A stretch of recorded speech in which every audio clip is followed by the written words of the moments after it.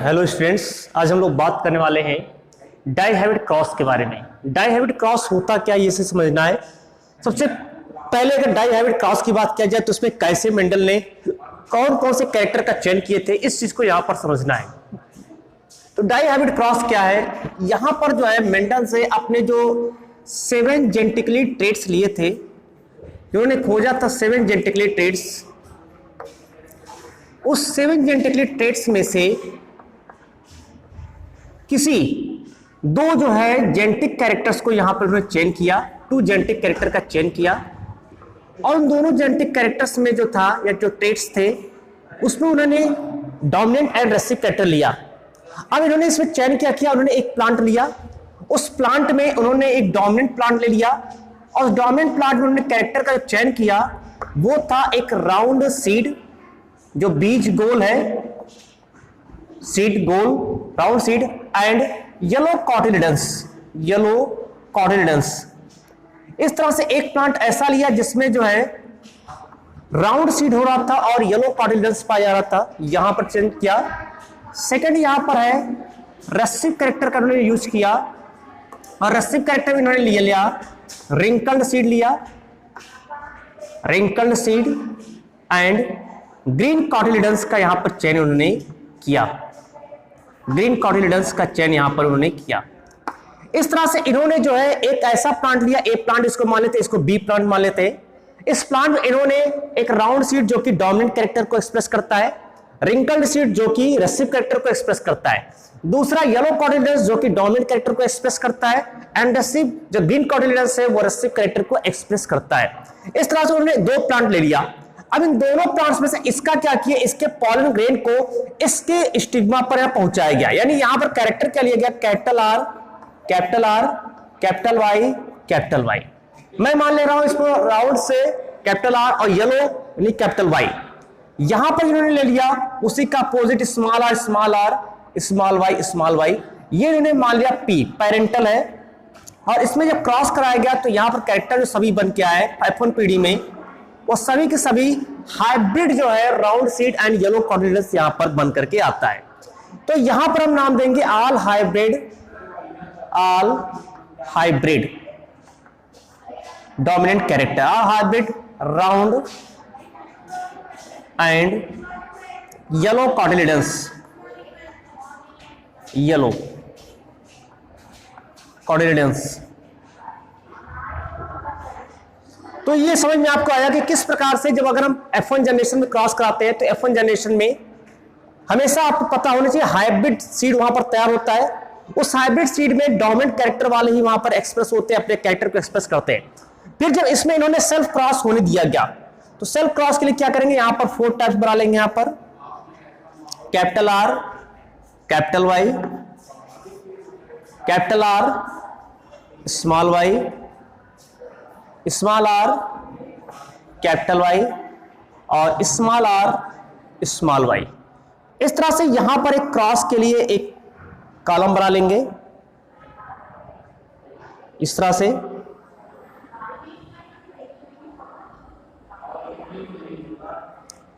और यहां पर जो है इसको जो है 16 पार्ट में डिवाइड कर देंगे।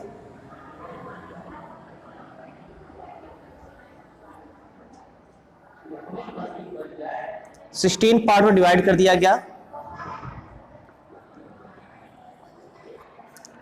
यहां पर मान लेता हूं ये मेल और दूसरा मान लेता हूं फीमेल। सेम कैरेक्टर लिखेंगे, capital R, capital Y, capital R, small Y, small R, capital Y, small R, small Y, यहां पर लिखेंगे। अब इनमें क्रॉस कराकर देखेंगे कि F2 जनरेशन में क्या प्राप्त हो रहा है। ये पूरा जो रेशियो निकल करके आएगा वो F2 जनरेशन का रेशियो आएगा, सेकेंड फीमेल जनरेशन आएगा। तो इन्होंने क्या देखा कि इसमें जो उन्होंने क्रॉस कराया तो कुछ इस प्रकार के कैरेक्टर जहां पर दिखे, capital R, capital R, capital Y, capital I, capital R, capital R, capital I और स्मॉल वाई, फिर capital R, small R, capital Y, capital Y, capital R, small R, capital Y, small Y. Second वाले में कराएंगे capital R, capital R, capital Y, small Y है, capital R, capital R, small Y, small Y. And यहां पर भी अगर आप देखेंगे तो इस प्रकार से कैरेक्टर यहां पर जो है डिनोट होगा, और ये यहाँ पर कैरेक्टर मिल जाएगा। जैसे तीसरे वाले से कराते हैं तो यहाँ पर भी आप देख रहे हैं कि किस प्रकार से जो कैरेक्टर है वो कैरेक्टर का मैं किस प्रकार से यहाँ पर जो है क्रॉस करा रहा हूं। इसका इसके साथ कराएंगे कैपिटल वाई, इसका फिर इसके साथ कराएंगे, ये प्राप्त हो गया। अब फिर से इसका इसके साथ कराएंगे कैपिटल आर, फिर इसका opposite capital R small Y, capital R small R, capital Y small Y, small R small R और स्मॉल वाई, ये प्राप्त हो गए रेशियो। अब इस रेशियो में क्या दिखाई पड़ रहा है, अगर रेशियो की बात किया जाए तो रेशियो में दिख रहा है कि क्यों जो यहां पर अगर कैपिटल आर आ रहा है तो निश्चित रूप से वो लाभ डोमिनेंट वहां पर काम करेगा। और लाभ डोमिनेंट कहता है कि यदि वहां पर जो है कोई भी डोमिनेंट कैरेक्टर का जीन्स अगर वहां पर प्रेजेंट है तो अपने आप को वो एक्सप्रेस यहां पर करेगा। तो यहां पर अगर देखा जाए तो कैपिटल आर को डिनोट किया जा रहा है राउंड से, कैपिटल आर को डिनोट किया जा रहा है राउंड से, ठीक है, कैपिटल आर को डिनोट किया गया राउंड से। कैपिटल आर कम से कम एक कैपिटल आर अगर वहां प्रेजेंट है तो वो राउंड बनाएगा, और कम से कम अगर एक कैपिटल वाई प्रेजेंट है तो वहां पर येलो कॉर्डिनेटर्स बनेगा, और अगर दोनों स्मॉल आर है तो वहां रिंकल्ड बनेगा, और अगर दोनों स्मॉल वाई है तो वहां पर ग्रीन कॉर्डिनेटर्स वहां पर बनेगा। ये आपको यहां पर क्लियर हो जाएगा। अब इसमें देखेंगे कि जो सीड बन करके तैयार हो रहा है, ये सीड किस प्रकार का सीड यहां पर है। इसको अगर यहां पर देखा जाए तो सीड कैसे है, सबसे पहले कैपिटल आर कैपिटल वाई, देख रहे कैपिटल आर है कैपिटल वाई है, इसका मतलब पहला जो सीड प्राप्त हो रहा है ये यहां पर जो है राउंड येलो प्राप्त हो रहा है, राउंड येलो। अब देखेंगे राउंड येलो कितने टाइम आया है, राउंड येलो कितने टाइम आया है। तो अगर आप देखेंगे तो first time capital R capital Y, यहां पर भी है 2, यहां पर भी कैपिटल आर कैपिटल वाई है, कम से कम एक कैपिटल आर होना चाहिए, ये आपको देखना है। यहां पर भी है 4 4, यहां भी 5, यहां पर नहीं है, यहां पर प्रेजेंट है 6, यहां भी नहीं है, यहां पर प्रेजेंट है 7, यहां पर भी प्रेजेंट है 8 और यहां पर प्रेजेंट है 9, और कहीं पर भी कैपिटल आर और कैपिटल वाई नहीं है एक भी। तो आप देख रहे हैं यहां पर कितने टाइम्स आए 1 2 3 4 5 6 7 8 एंड 9 टाइम्स यहां पर राउंड येलो आया, 9 टाइम्स। उसके बाद देखेंगे यहां पर क्या बचा, तो कैपिटल आर है, कैपिटल आर का मतलब यहां पर हो गया राउंड, कैपिटल आर मतलब हो गया राउंड। और इसके अलावा यहां देखेंगे तो दोनों स्मॉल वाई है और दोनों स्मॉल वाई शो कर रहा है ग्रीन कॉर्डिनेटर्स को एंड राउंड ग्रीन। तो इन्होंने क्या देखा कि कुछ प्लांट्स उसमें ऐसे थे जो राउंड ग्रीन यानी सीड राउंड था, लेकिन उसके जो कॉटिलिडन्स थे वो कॉटिलिडन्स वहां पर ग्रीन कलर का था। तो देखते हैं कितनी बार आया 1 2 और 3, और कहीं पर कैपिटल आर नहीं है 1 2 एंड 3, तो यहां पर 3 टाइम्स आया। फिर नेक्स्ट देखते हैं अब क्या बचा है, ये बचा है, यहां से स्टार्ट करेंगे। 2 स्मॉल आर है और एक कैपिटल वाई है, कैपिटल वाई है वहां पर, 2 स्मॉल आर है, इसका मतलब वहां पर रिंकल्ड हो जाएगा, रिंकल्ड हो गया। और यहां पर कैपिटल वाई एक अगर कम से कम कैपिटल वाई है तो वो येलो कॉर्डिनेटर्स बनाएगा क्योंकि लॉ डोमिनेंट यहां पर काम करेगा। अब इसकी संख्या देखते हैं कितनी बार आया है, तो यहां पर भी है 1, यहां पर भी है 2 और यहां पर भी है 3 टाइम्स आया, तो यहां पर भी 3 लिखेंगे। अब बचा क्या, केवल एक ही बचा है और वो बचा ये, अब बाकी सारे कॉलम आपके फिल हो चुके हैं, दोनों स्मॉल और दोनों स्मॉल वाई, यानी कि यहां पर रिंकल्ड ग्रीन बनेगा, रिंकल्ड ग्रीन बनेगा, और रिंकल्ड ग्रीन की संख्या है 1। आपको समझ में आया कि मैंने किस प्रकार से इसको वहां पर round yellow, round green, wrinkled yellow, wrinkled green यहां पर लिखा है। अब समझते हैं इसका फिनोटाइप रेशियो क्या होता है। फिनोटाइप का मतलब जो दिखाई पड़ रहा है आपको, ये इसका फिनोटाइप रेशियो है, जो दिखाई पड़ रहा है ये इसका फिनोटाइप रेशियो होता है। तो ये फिनोटाइप रेशियो है इसका, फिनोटाइप रेशियो। फिनोटाइप रेशियो कितना है अगर देखा जाए तो 9:3:1, मतलब आप कह सकते हैं कि डाई हाइब्रिड क्रॉस में, डाई हाइब्रिड क्रॉस के F2 जनरेशन में जो फिनोटाइप रेशियो होता है वो 9:3:1 यहां पर होता है। अब बात करते हैं जीरो टाइप रेशियो की। जीरो टाइप रेशियो क्या होगा, तो जीरो टाइप रेशियो भी ऐसे आइए काउंट कर लेते हैं इसी प्रकार से जैसे फिनोटाइप रेशियो काउंट किए, समझते चलते हैं। यहां पर मैं इसको हटा देता हूं, ठीक है, क्योंकि अभी इसका काम फिर यहां पर नहीं लगेगा। ये मैं केवल समझने के लिए यूज किया था कि आपको समझा सके। और इसका कोई यहां पर मतलब नहीं है। ये हो गया। अब देखेंगे कि यहां पर केवल जीन को देखना है कि कितने यहां पर पेयर जीन बन रहे हैं। Capital R capital R capital Y कितनी बार बन रहा है आप देखेंगे तो यहां और ऐसा कहीं पर भी नहीं मिल रहा है जहां दोनों कैपिटल आर हो और दोनों कैपिटल वाई हो। कितनी बार आया? एक बार आया, वन टाइम। ठीक है, वन टाइम आ गया। रेशियो लगा देंगे, capital R capital Y small Y कितनी बार आया? ये एक बार हो चुका है, इसको एक बार आया है, वन टाइम्स वन। और ऐसा रेशियो कहां पर आ रहा है? ऐसा सेम रेशियो यहां पर आ रहा है, टू टाइम्स। और ऐसा रेशियो और कहीं भी नहीं मिल रहा है कि जहां दोनों कैपिटल आर हो और एक कैपिटल वाई एक स्मॉल वाई। तो ये केवल दो जगह पर आ रहा है, तो यानी यहां पर लिखेंगे 1:2। फिर आगे देखेंगे, फिर capital R small R capital Y ऐसा एक जगह यहां पर आ रहा है और ऐसा यहां पर जो है केवल और एक यहां पर आ रहा है और कहीं नहीं आ रहा है, एक यहां पर आ रहा है। और अगर आप देखेंगे कहीं पर भी आपको इस तरह का जीनोटाइप नहीं दिखाई पड़ेगा जहां एक कैपिटल आर हो एक स्मॉल और दोनों कैपिटल वाई हो। तो ये एक यहां पर और एक यहां पर कितनी बार आया? 2 टाइम्स आया। तो ये आप 2 टाइम्स यहां पर यूज कर लेंगे। फिर capital R capital Y small Y एक बार यहां आया है, एक बार यहां आया है, 2 3 एंड 4 टाइम्स आया। और देखेंगे ऐसा रेशियो और कहीं भी आपको देखने को नहीं मिलेगा। तो ये 4 टाइम्स यहां पर आया है, तो इसको आप 4 लिखेंगे। फिर आगे बढ़ेंगे, ये बचा है कैपिटल आर स्मॉल वाई। क्या ऐसा और कहीं रेशियो आया है? 1 टाइम्स। और ऐसा आपको रेशियो और कहीं भी दिखाई नहीं पड़ रहा है, यानी ये यहां कितना है? 1 टाइम्स आया।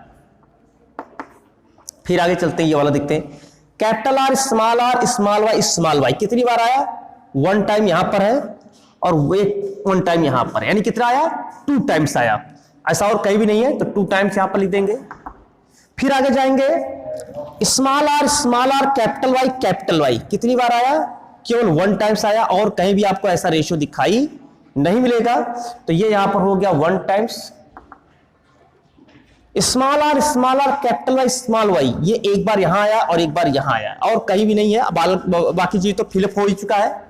ये यहां पर 2 टाइम्स आया और ये अंतिम में बचा स्मॉल आर स्मॉल वाई ये यहां पर 1 टाइम आया। अगर आप इसको टोटल करेंगे तो आपका आंसर 16 आएगा। 1 2 3 3 2 5 5 4 9 9 1 10 10 2 12 13 14 15 एंड 16। तो 16 आना चाहिए। तो इस तरह से आपका 16 जो कॉलम था या 16 जो चैम्बर था वो 16 चैम्बर बन गया। और इस तरह से आप फिनोटाइप एंड जीनोटाइप रेशियो आपने ज्ञात कर लिया। ये था डाइहाइब्रिड क्रॉस का रेशियो। अब इस डाइहाइब्रिड क्रॉस पर मेंडल्स के पोस्टुलेट्स की अगर हम लोग बात करें कि मेंडल्स से कौन सा पोस्टुलेट दिया यहां पर, तो मेंडल्स का 4th पोस्टुलेट यहां पर आया। Mendel's 4th postulates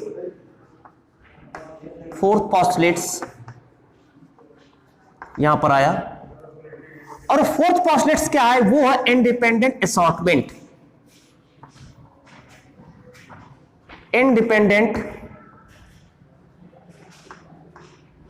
assortment. इन्होंने कहा कि जो फैक्टर होते हैं अकॉर्डिंग टू मेंडल्स ने क्या कहा कि जो फैक्टर है, फैक्टर क्योंकि उस समय तक जीन शब्द का प्रयोग हुआ नहीं था तो आपको क्यों ना फैक्टर शब्द का यूज करना। इन्होंने कहा कि जो फैक्टर होते हैं, फैक्टर क्या है? एक राउंड सीड है और एक येलो कॉटिलेडन्स है, एक रिंकल्ड सीड है, एक ग्रीन कॉटिलेडन्स है, ये फैक्टर है। इन्होंने कहा कि जो फैक्टर होते हैं फैक्टर पूरी तरह से फ्री होते हैं किसी के भी साथ जाकर के जुड़ने के लिए। मींस यहां पर कहने का मतलब डोमिनेंट रिसीव के साथ जुड़ सकता है या रिसीव डोमिनेंट के साथ जुड़ सकता है। यानी इन्होंने क्या कहा, मेंडल्स ने अपने इस निष्कर्ष में निकाला क्या कि जितने भी फैक्टर होते हैं सारे के सारे फैक्टर पूरी तरह से फ्री होते हैं। फैक्टर जो होते हैं रिकॉम्बिनेशन करने के लिए पूरी तरह से फ्री होते हैं। इसीलिए इसी आधार पर 4th पोस्टुलेट्स पर मेंडल का तीसरा नियम दिया गया था जो मेंडल्स का 3rd लॉ है। मेंडल्स